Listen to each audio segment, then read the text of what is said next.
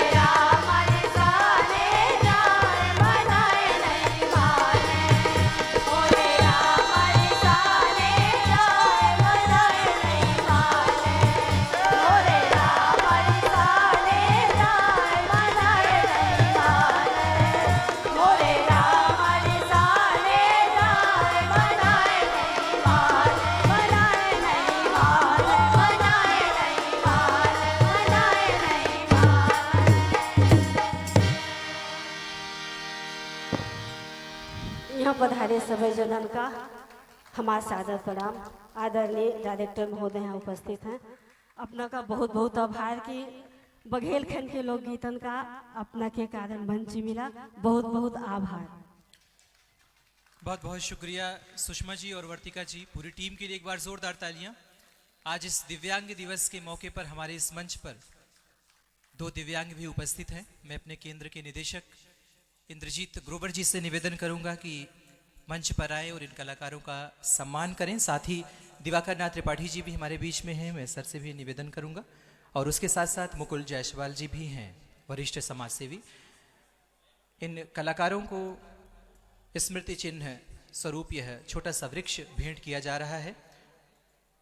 दोस्तों, ये बघेली गायन जो आपने सुना, यह बात आपने समझी होगी कि जिस राम की बात हमारे निर्गुण समाज में किया जा रहा था, इस बघेली लोकगीतों में राम का स्वरूप एक अलग तरीके से दिखा।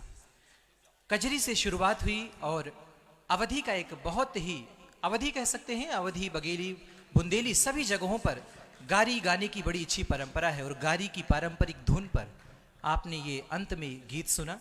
सुषमा जी ने बहुत ही अच्छे तरीके से इस गायन को यहाँ पर प्रस्तुत किया। दोस्तों, रोचक बात यह है कि सुषमा जी बघेली गीतों को बचाने का भी कार्य कर रही हैं और निरंतर प्रयास कर रही हैं कि जैसे अवधि को एक सम्मान मिला है, अवधि को हम जगह जगह पर देखते हैं, भोजपुरी को हम सुनते हैं, समझते हैं, देखते हैं, बुंदेली को हम देखते हैं, वैसे अवधि को भी, बघेली को भी हमें देखना चाहिए और वह राष्ट्र स्तर पर ही नहीं बल्कि विश्व स्तर पर इसकी एक पहचान बने।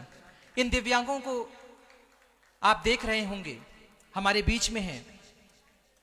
आंख एक भौतिक शरीर का एक भौतिक अंग है, लेकिन मन, चित्त, यह एक ऐसे साधन है जिससे हम सुदूर देख सकते हैं। इस लौकिक संसार से परलोक की भी कल्पना हम अपने मन और चित्त से कर सकते हैं। यह सबसे बड़ी बात होती है। जब हम किसी भी चीज का विचार करते हैं, किसी भी चीज का चिंतन करते हैं, तब हम अपने मन और बुद्धि और चित्त का प्रयोग करते हैं। आंखें तो हमारे भौतिक सुख के लिए हैं। जिन चीजों को हम सामने देख रहे हैं, जिन चीजों का हम भोग कर रहे हैं, वह सब कुछ तो हमारी प्रकृति में है। लेकिन इस प्रकृति से परे एक ऐसा संसार, एक ऐसी कल्पना शक्ति, एक ऐसा कल्पना लोक जो हम अपने इस चित्त और मन के माध्यम से देखते हैं, उनके लिए भौतिक आंखों की आवश्यकता नहीं है, उनके लिए सिर्फ चित्त और मन की आवश्यकता है। और ये आज के हमारे ये कलाकार जिन्होंने तबले पर यहाँ पर इतनी खूबसूरती के साथ संगत किया, इन्होंने यह बात यहाँ पर सिद्ध कर दी। ये दो प्रस्तुतियां, शुरुआती निर्गुण गायन और उसके बाद बघेली गायन, आज की हमारी विशेष प्रस्तुति, शायद जिसके लिए ये हुजूम यहाँ पर दिख रहा है, ये पूरी दर्शक दीर्घा यहां पर दिख रही है। आज का हमारा केंद्रीय आकर्षण, हमारी विशेष प्रस्तुति रूहानी सिस्टर्स की सूफी गायन।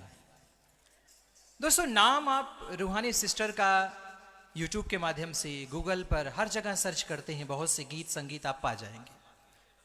लेकिन बात होती है किसी व्यक्ति को अपने सामने देखना, उसके गीतों को न सिर्फ सुनना बल्कि अपने अंदर आत्मसात करके उस जड़ चेतन से परमात्मा तक के पहुंचने के सफर का अनुभव भी करना। सूफीवाद से निकला है। माना जाता है कि यूनान से यह निकला है, कुछ लोग कहते हैं अरब से निकला है। लेकिन इन सब से परे भारतीय परिवेश में हमारे मुस्लिम संत जो हुए, उन्होंने संगीत का, गायन का एक ऐसा परचम पूरी दुनिया में स्थापित किया जो अपने आप में अद्वितीय है। जिस गीत के अंदर, जिस संगीत में आत्मा की बात ना हो, जो संगीत रस से परे हो, जिस संगीत में रस ना हो, जो आपको इस भौतिक शरीर से, इस स्थूल से निकाल करके उस परमात्मा तक ना पहुंचा दे, जो आपके मन में एक चेतना ना जागृत कर दे, वह संगीत संगीत नहीं है। और सूफी गायन आप सब जब सुनते होंगे तो धीरे गति से, द्रुत गति से, धीरे धीरे वो तेजी की तरफ बढ़ता है और अंत में एक ऐसे उत्कर्ष पर पहुंचता है जहां पर हम महसूस कर पाते हैं कि शायद परमात्मा यही है। सूफीवाद यही कहता है। कहीं कहीं सूफीवाद को आत्मावाद से भी जोड़ते हैं। आत्मा परमात्मा का यह खेल, जिसके लिए हमारे बहुत से साहित्यकारों ने, बहुत से संगीतकारों ने बहुत प्रयास किया। क्या लय के माध्यम से उसे पहचाना जा सकता है? क्या साहित्य के माध्यम से पहचाना जा सकता है? क्या अध्यात्म के माध्यम से पहचाना जा सकता है? आत्मा को पाने के तरीके क्या हैं? आत्मा से परमात्मा तक जाने का मार्ग क्या है? आत्मा है तो फिर कहां है? ये सब प्रश्नों का उत्तर हमारा ये सूफीवाद देता है। ये हमारे सूफी संगीत में छिपा है। और आज की हमारी जो ये रूहानी सिस्टर्स, जिनका नाम देश ही नहीं बल्कि विदेशों में भी गूंजता है, आपको यह जानकर आश्चर्य होगा कि ये दोनों सिर्फ सूफी संगीत गाती ही नहीं बल्कि सूफिज्म को जीती भी हैं। आपको आश्चर्य होगा, दिल्ली विश्वविद्यालय में दोनों लोगों ने पढ़ाई की। दिल्ली विश्वविद्यालय में एक विषय रहा कि सूफी गीतों में महिलाओं का योगदान, और दूसरी ने उस्ताद नुसरत फतेह अली खान साहब के ऊपर पीएचडी प्रस्तुत किया। महिला किस प्रकार से संगीत में आ सकती है? एक बड़ा समय रहा प्राचीन इतिहास के गलियारों में आप जाइए, महिलाओं के लिए नृत्य तो दूर की बात, संगीत में भी जाना मना था। बहुत ही हेय दृष्टि से देखा जाता था, और आज भी यह कहीं कहीं पाया जाता है। लेकिन बहुत सी सीमाओं को, बहुत से बंधनों को तोड़ करके महिलाएं इस विधा में आगे बढ़ी हैं।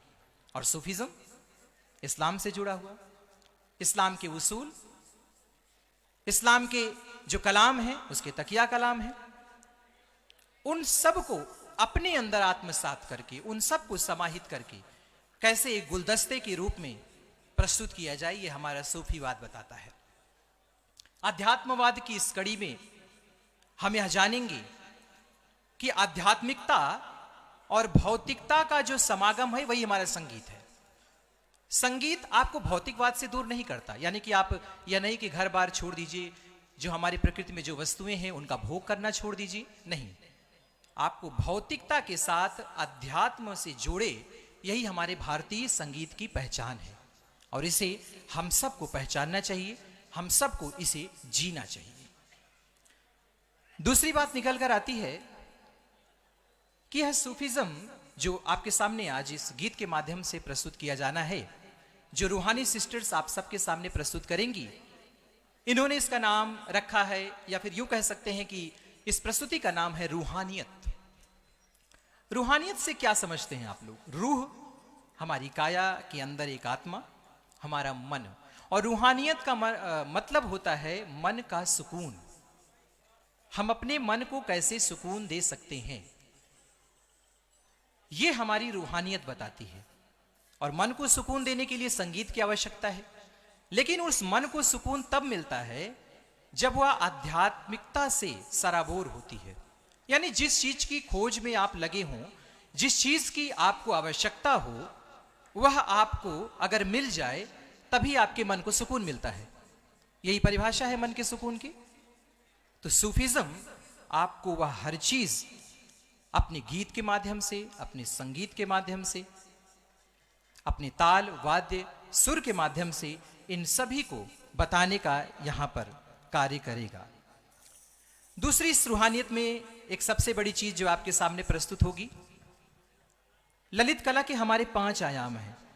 वास्तुकला है, स्थापत्य कला है, मूर्ति कला है, संगीत और साहित्य। संगीत में नृत्य और गीत दोनों आते हैं। ललित कला के संगीत में आपको आज नृत्य भी देखने को मिलेगा। उत्तर प्रदेश का शास्त्रीय नृत्य कथक, कथक के साथ सूफी गीत, संगीत के साथ नृत्य, इन सभी का समावेश जब आप यहां पर देखेंगे तब आपको वास्तव में, आप अपनी आंखें बंद करिएगा और महसूस करिएगा उस नृत्य, घुंघरूओं की धुन को, बांसुरी की धुन को, तबले की धुन को, और उसके साथ साथ रूहानी सिस्टर्स के गायन को। तब देखिएगा किस चरम पर आप पहुंचते हैं। जिस शांति को आप खोजते हैं, जिस शांति के लिए हम योगालयों में जाते हैं, व्यायाम करते हैं, वह शांति वास्तव में इस संगीत में भी है। लोग कहते हैं शोर में किसी भी प्रकार का योग नहीं किया जा सकता, जहां पर शोर हो वहां हम ध्यान नहीं लगा सकते, लेकिन यह बात गलत है। हमारा भारतीय संगीत इस बात को नहीं मानता। हमारे भारतीय शास्त्रीय संगीत में वह ताकत है जो सुर, लय, शब्द, आवाज हर चीज के साथ आपको शांति की तरफ उन्मुख कर सकता है। यह हमारे शास्त्रीय गीत, हमारे भारतीय शास्त्रीय गीतों की यह पहचान है। आज के हमारे जो कलाकार हैं कथक की, श्रीमती विधालाल जी हमारे बीच में हैं। विधालाल जी को आप सभी ने सुना होगा, देखा होगा, और नहीं देखे हैं तो आज आप इस मंच से उनकी इस प्रस्तुति को देखेंगे। श्रीमती गीतांजलि लाल जो कि जयपुर घराने से संबंधित हैं, वो उनकी सास भी हैं और उनकी गुरु भी हैं। एक पूरी पीढ़ी जो कथक घराने से जुड़ी हुई है, इस सूफी गीत के साथ आज इसकी जुगलबंदी यहां पर प्रस्तुत की जाएगी। पिछले कई सालों से ये अपनी प्रस्तुतियां देश और विदेश में दे रही हैं और उसके साथ साथ इनका सबसे बड़ा अचीवमेंट हम आपको बताएं, 1 मिनट में 103 चक्कर, यानी कि 1 मिनट 60 सेकंड में 103 चक्कर जो कथक के विद्वान होंगे, यहाँ बैठे होंगे, जो कथक के जानकार हैं या जो कथक देखे हैं, वो जानते होंगे कि उसमें चक्कर की भी एक परंपरा है, चक्कर का भी एक उसमें नृत्य प्रस्तुत किया जाता है। तो 1 मिनट में 103 चक्कर इन्होंने प्रस्तुत कर गिनीज वर्ल्ड रिकॉर्ड बनाया है। जोरदार तालियां। आप एक ऐसी हस्ती को यहाँ पर देखने जा रहे हैं और उनके साथ साथ हमारी नूरानी सिस्टर्स तो यहाँ हमारे बीच में है ही हैं। दोस्तों, एक चीज और है हमारे भारतीय संगीत में, भारतीय कलाओं में लचीलापन है, सुग्राही है, ग्रहणशीलता है। ग्रहणशीलता का तात्पर्य होता है कि हम किसी भी परंपरा को अपने अंदर आत्मसात कर लेते हैं। हम बाहें फैलाकर खड़े रहते हैं और कहते हैं किसी भी समाज का व्यक्ति हो, किसी भी समाज का संगीत हो, किसी भी देश का हो, वो हमारे देश की सीमा से बाहर का भी हो, वो आए, उसका हमारे यहाँ स्वागत है, उस संस्कृति का हमारे यहाँ स्वागत है।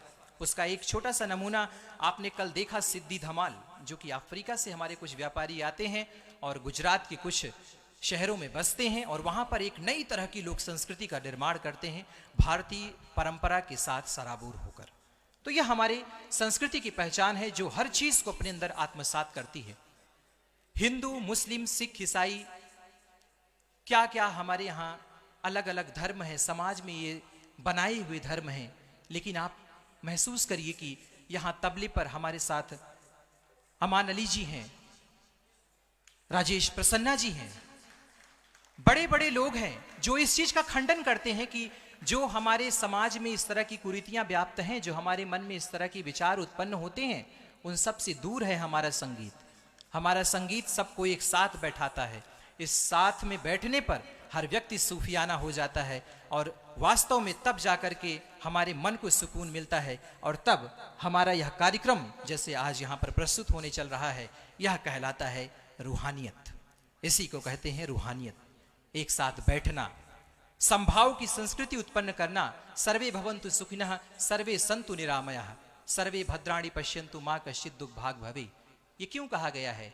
एक साथ सब बैठें, एक साथ बातचीत करें, एक साथ गमन करें। गमन करने की संस्कृति भी हमारे यहाँ बहुत महत्वपूर्ण है।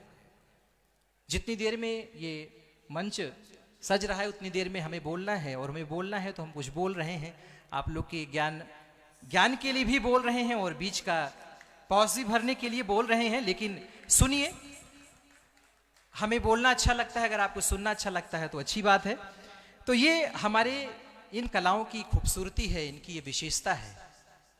रूहानी सिस्टर्स हमारे बीच में आएंगी। और एक चीज और, रूहानी सिस्टर्स नाम से रूहानी सिस्टर्स हैं, लेकिन शायद असल नाम इनका कितने लोग जानते हैं इसमें से मुझे नहीं पता, आप गूगल मत सर्च करिएगा, लेकिन हम बता देते हैं। डॉक्टर जागृति प्रसन्ना जी, जोरदार तालियां इनके नाम के आगे डॉक्टर लगा है, पीएचडी हैं। और डॉक्टर नीता पांडे नेगी, ये दो साथी हैं, दिल्ली विश्वविद्यालय में साथ साथ पढ़ते पढ़ते कब मन में सूफियाना आ गया, कब सूफिज्म की तरफ बढ़ पड़ी, और इन्हें लगा कि हमारी पीएचडी भी इसी विषय पर होनी चाहिए। भाई, संगीत में महिलाओं का योगदान क्या है, महिलाएं कहाँ तक संगीत में आगे बढ़ी हैं, इस विषय पर भी सोचना चाहिए। और इन दोनों ने इस विषय पर पीएचडी की, पीएचडी जमा करके डॉक्टर की उपाधि प्राप्त की, और आज मंचों के माध्यम से हमारे देश विदेश में अपने इस सूफी संगीत को बढ़ा रही हैं, आगे ले जा रही हैं, लगातार संवर्धित कर रही हैं। इनके साथ साथ राजेश प्रसन्ना जी हैं, बांसुरी पर हैं, जोरदार तालियां इनके लिए भी। बड़े बड़े मंचों पर संगत करते हैं। प्रसन्ना नाम से ही आप जान जाएंगे कि कहाँ तक इनका जुड़ाव रहा है, किस परंपरा से जुड़े रहे हैं। उस्ताद अमान अली खान जी हमारे साथ तबले पर हैं।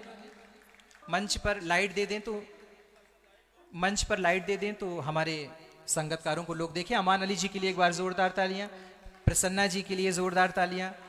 हारमोनियम पर तस्कीन खान साहब हैं हमारे बीच में। अब देखिए, ये हमारे देश की गंगा जमुनी तहजीब है।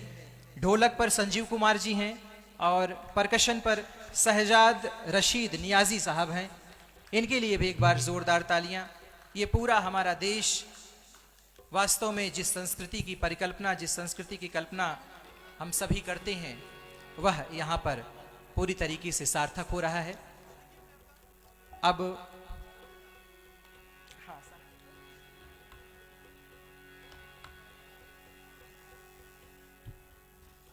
एक नाम हम भूल गए। कथक के लिए बहुत महत्वपूर्ण इंस्ट्रूमेंट है सारंगी, और सारंगी पर हमारे साथ एहसान अली जी हैं।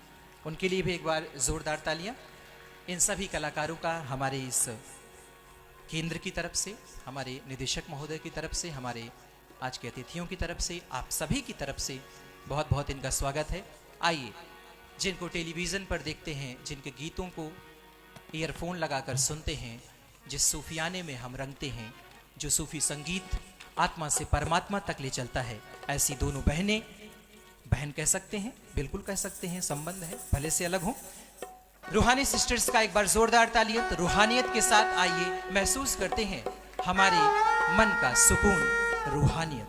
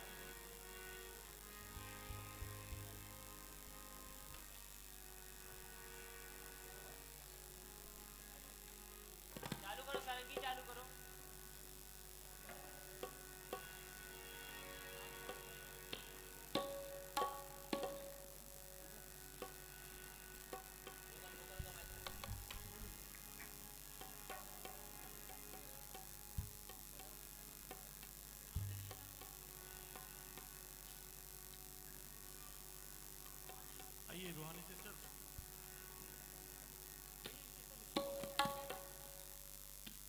ये साइड फिल्म में से ना कुछ डिस्टर्ब हो रही है, ये प्रोग्राम में डिस्टर्ब करेगा थोड़ा।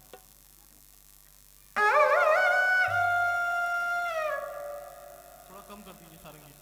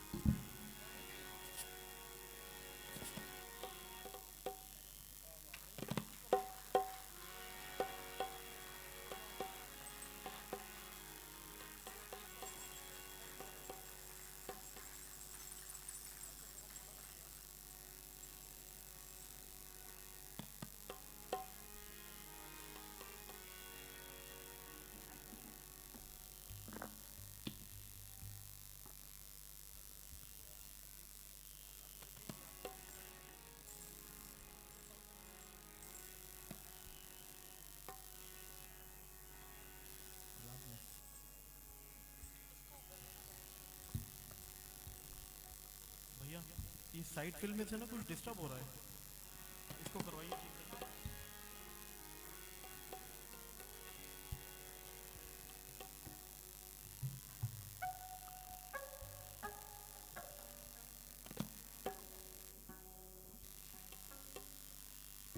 साउंड चेक कर लेना।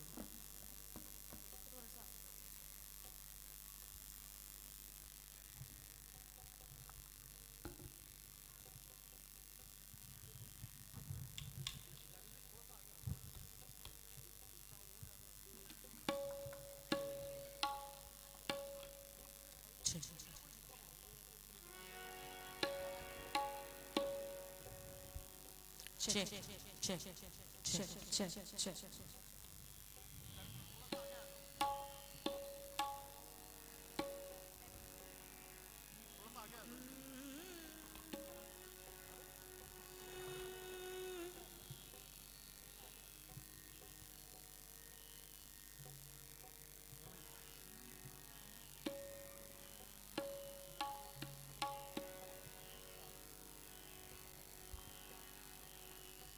Check, check, check.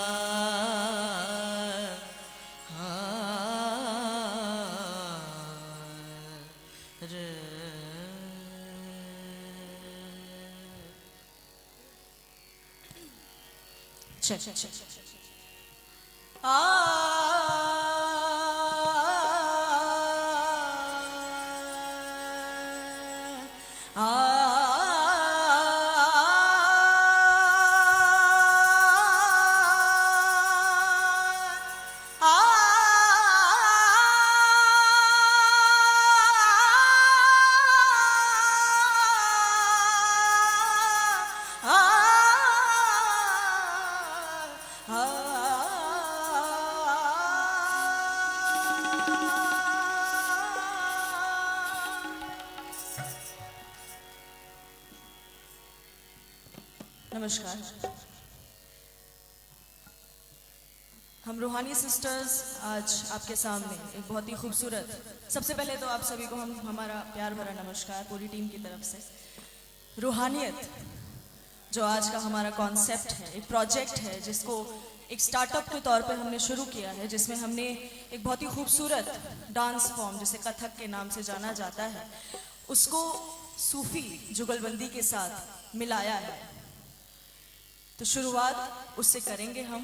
बहुत ही खूबसूरत और बहुत वर्ल्ड रेनाउंड कथक एक्सपोनेंट आज हमारे साथ हैं श्रीमती विधा लाल जी, जो कि आप जैसे हम परफॉर्मेंस शुरू करेंगे तो आप देखेंगे।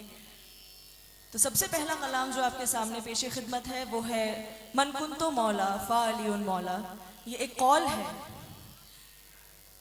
जिसमें हजरत मोहम्मद कहते हैं कि अगर मैं तुम्हारा खुदा हूं, मैं तुम्हारा मौला हूं, मैं तुम्हारा दोस्त हूं, तो ये अली भी तुम्हारे दोस्त हैं। तो शुरुआत करते हैं मन कुंतो मौला फा अलीउन मौला से। एक कवाली का बहुत ही पैटर्न माना जाता है जिसमें इंस्ट्रूमेंटल से शुरुआत की जाती है। तो बहुत ही अच्छे, बहुत ही वर्ल्ड रेनाउंड में बोलूँगी बार बार, क्योंकि वो इस मुकाम पे पहुँचे हुए आर्टिस्ट हमारे साथ आज मौजूद हैं कि उनकी जितनी तारीफ की जाए वो कम है। तो शुरुआत में एक इंस्ट्रूमेंटल पीस से शुरू करेंगे और आगे आगे जैसे कारवां बढ़ता जाएगा, वी होप कि आपको आज का परफॉर्मेंस अच्छा लगे और चाहेंगे कि जो लोग खड़े हैं, आपको बाद में बैठना ही पड़ेगा, इसीलिए अभी बैठ जाए तो अच्छा होगा। इजाजत।